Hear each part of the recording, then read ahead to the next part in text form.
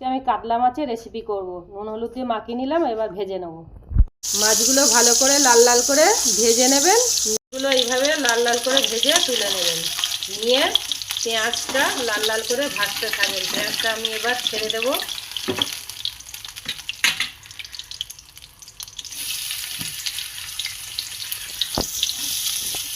মাছগুলো লাল লাল করে ভেজে নিয়েছি। এবার টমেটোটা দিয়ে দিলাম। দিয়ে একটু নেড়ে নিয়ে তারপর আমি আদা রসুন বাটাটা দিয়ে দিলাম। ভালো করে নাড়িয়ে লাল লাল করে নাড়িয়ে নেবেন। হলুদ দিয়ে দিলাম,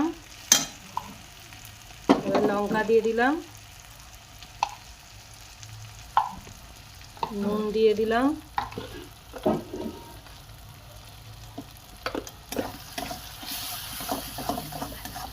ভালো করে এবার নাড়িয়ে নেবেন। জিরের গুঁড়ো দিয়ে দিলাম,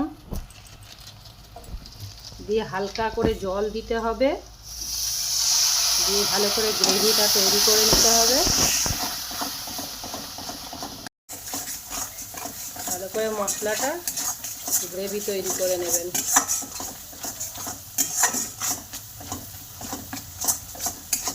অল্প করে জল দিয়ে দেবেন, দিয়ে মাছগুলো ছেড়ে দেবেন।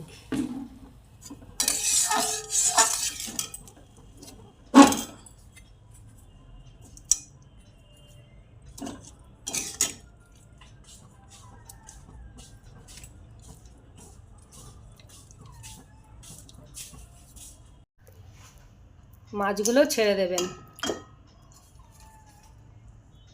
মাছগুলো আমি ভালো করে মশলার করে গ্রেভি করে তৈরি করে নিয়েছি। এবার একটু কাঁচা লঙ্কা ফেলে দিলাম, দিয়ে আমি গরম মশলা ছড়িয়ে দিলাম,